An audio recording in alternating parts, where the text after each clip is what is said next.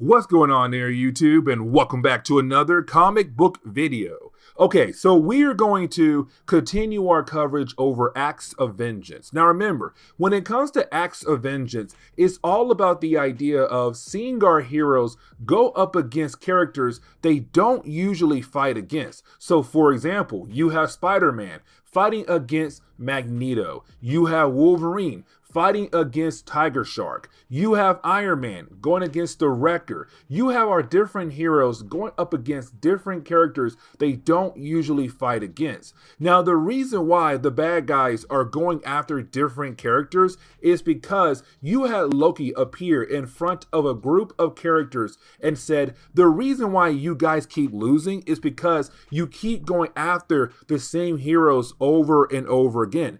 Why not try to go after a different hero where you might actually have the advantage and you might actually win against? And so that is why you have our bad guys going after different heroes they don't usually fight against.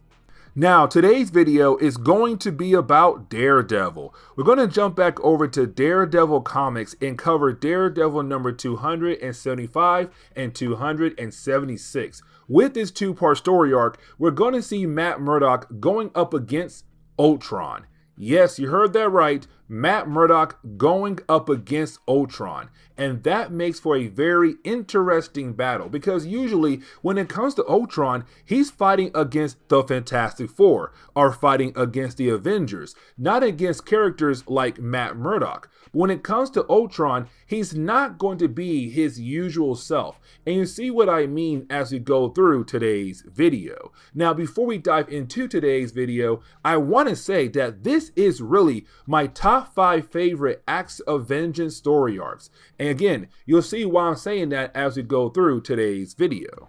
And so getting into today's video, we do pick up with Dr. Doom. Now, when it comes to Dr. Doom, he's very confused about one thing, and that would be Daredevil, because he does not understand how the Kingpin struggles so much to get rid of one character. And so for Dr. Doom, he is going to step up and try to show Kingpin how easy it is to take out Daredevil by using Ultron. Now, for me personally, that's a great idea because when it comes to Ultron, he has given the Fantastic Four and the Avengers a run for their money.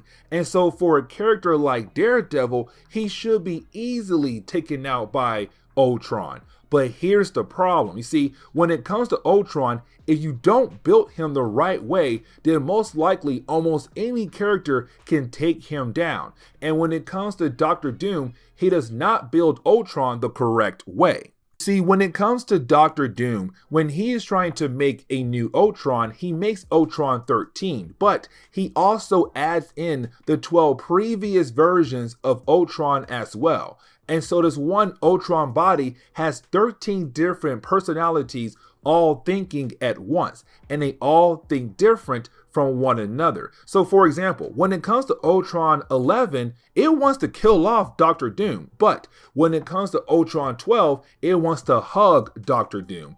And when it comes to Ultron 13, well, it wants to follow the orders of Dr. Doom, which is to go after Daredevil. Now, here's the thing. You also have the Ultrons wondering if they are flawed, because they were created by Dr. Doom, and he is a human, and usually humans are flawed. Humans are going to bring the end to the entire world because they're always failing when it comes to protecting the world.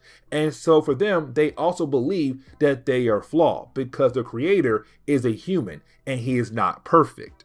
Now we can jump over to Daredevil, who had just stopped a problem in a previous story where he helped a young girl known as Brandy. Brandy had a father named Skip who was trying to create the perfect woman. You see, he had this idea of how women should be, obedient to their husband and all men. So he would bring in women, brainwash them, and have them think his way. He was able to do that with a young girl called Number 9, who does not remember anything from her past life. Now, he also wanted to make sure that his perfect woman would be a perfect human in all ways, like super strength and being able to heal. But she was saved by Daredevil and Brandy in the last story, except we kind of find out that Skip had also used Inhuman technology to complete this project, which did bring the Inhumans here, but they also came here looking for a child as well. Now, getting back over to Ultron, you have Ultron now beginning to think that he is flawed as a creator as well, because to him, all creators should be able to create beings that should be able to survive. And when it comes to Ultron, he thinks back to what Ultron 10 did, which was creating Jocasta. Now, Jocasta had joined the Avengers, but she died a while back in Marvel Comics. And so for him, he's all like, that right there is my proof that I am a failure as a creator.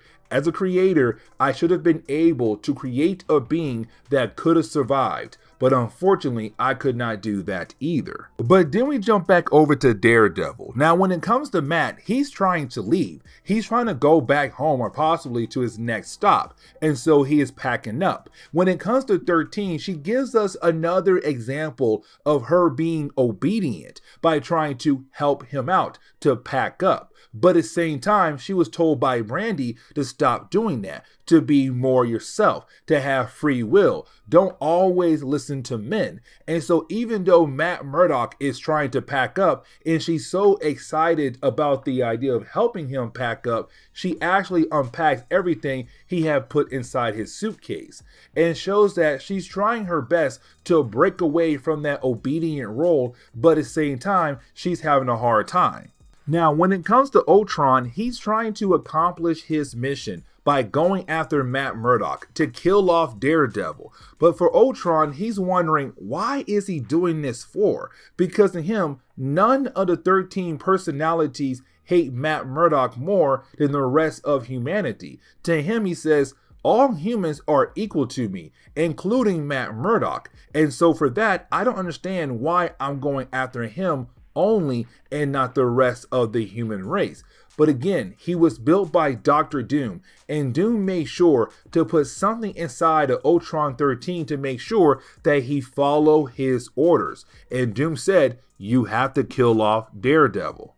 Now, when it comes to number 9, she's trying her best to enjoy her freedom, having the ability to just run around the area without being told what to do. But the problem is she runs into Ultron. Now, when it comes to Ultron, he looks at her as a regular human being, a failure, a flawed creature, and he feels like she and the rest of the human race should be killed off. And so when he finds her, he's all like, hey, you're a human and you gotta go. And so he tries to kill her. But here's the thing, she has the ability to heal up.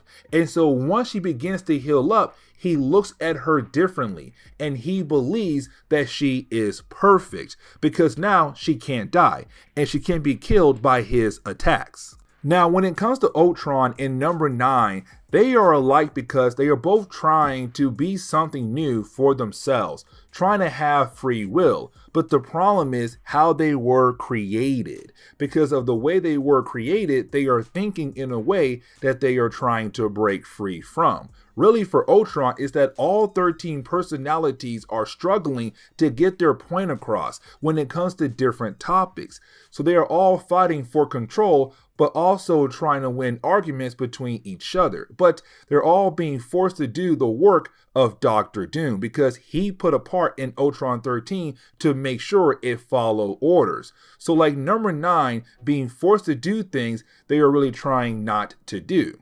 Now, when it comes to Matt Murdock, he does overhear what's happening right now between Ultron 13 and number 9. And so he goes out of his way to go help her. Now, like I said earlier, when it comes to Dr. Doom, he put a part inside of Ultron 13 to make sure it followed his orders, which was kill off Daredevil. Now, when Matt arrives, he did bring some help. That will be Gorgon and Karnak, the two Inhumans who arrived here in the previous story arc. But either way, you do have the three characters trying their best to fight against Ultron. Now, when it comes to Ultron, he is a powerful character no matter what version you are battling against. And so he was able to release a huge amount of energy to send our heroes flying. Because right now, all 13 personalities, even though their main goal is to kill off Daredevil, they're also trying to figure out what to do with number 9. All 13 personalities are arguing right now about what to do with her. And so when it comes to Ultron, he now looks at number 9 as this perfect creature, this perfect being who he can most likely use to figure out how to become perfect, just like her. But here's the thing, when it comes to number 9, she does not want to be perfect. She wants to be flawed. She's trying to be a regular human being. But you can tell that she's now seeing Ultron as a struggling creature that needs help. She wants to be there for him. She's beginning to feel sorry for him. Now, when it comes to Matt Murdock, he does wake up after taking the attack from Ultron at the end of the last chapter. Now, when it comes to Matt, he believes that Ultron is trying to kill off number 9, not knowing that Ultron has fallen in love with number 9, but trying to use her to solve his problem in becoming perfect. Now, when it comes to Ultron, when he sees Daredevil, he has no choice but to follow the orders of Dr. Doom. And that's a problem because number 9 tells him, if you kill off Daredevil, I am going to hate you. And for Ultron, he hates the idea of having her hating him because he's trying to use her to solve his problem, to become perfect. And so now he realized there is another flaw inside of him, being forced to follow the orders of Dr. Doom. And so now he's wondering if he is able to remove that part so that he'll stop attacking Daredevil, but to also please number 9, the woman he loves. Now, when it comes to Ultron, he does tell number 9 that he wants to be perfect, and she tells him that she wants to be flawed. Now, when it comes to Ultron, once he hears the idea of her wanting to be flawed, to be just like him, because now he realized that being perfect does not actually exist, he realized that he has different parts inside of him that's holding him back for being able to accept the idea of not being perfect. But at the same time, there are parts inside of him that he hates, the parts that control him, like Dr. Doom, or the personalities who want to go ahead and kill off number 9. And so he wants to get rid of those parts, and she says, let me help you. And it kind of shows to Ultron that she really does care for him, that she wants to help him, that she may begin to fall in love with him. Now, when it comes to Ultron, he's not trying to be patient here. This is a man who is this is a robot that is trying to reach a point of happiness, trying to reach a point where he is able to no longer be bad. He's trying to reach a point where he could be with number 9. And so with all those things involved, all those factors, he's just ticking off parts left and right. He's not being patient. He's not being rational. And you have number 9 saying, you don't know what to remove. And here you are right now believing that those different parts are the reason why you're unable to reach those goals. Now for Ultron, he believes that all his problems are inside of his head. And honestly, that could be it. Because again, he has 13 different personalities in his head at this exact moment. Now, when it comes to Daredevil, he does reappear one more time. But again, Ultron still has that part of him that Dr. Doom put, where of course he has to kill off Daredevil. And so he attacks Matt once again, and believing that he was able to accomplish his goal. Now, when it comes to Ultron, he is beginning his downfall here because Ultron's entire body is made out of adamantium, one of the strongest metals in Marvel Comics. But here's the problem. When you have Ultron trying to get rid of all the bad parts inside of him, he's also destroying his body. He's also now showing off the weak points inside of his body because those weak points are no longer protected by adamantium. They can now be easily hit by Daredevil and the Inhumans. And really, that's what happens here because you had Ultron trying to rip off his head, but he did stop. But now those wires are exposed. They are easy to hit by Daredevil and the Inhumans. And so when it comes to Matt, he hits the wires. He hits those wires to remove the head from the body, to completely shut down Ultron 13, to win the battle. And really, that wraps up today's video because once you have our heroes believe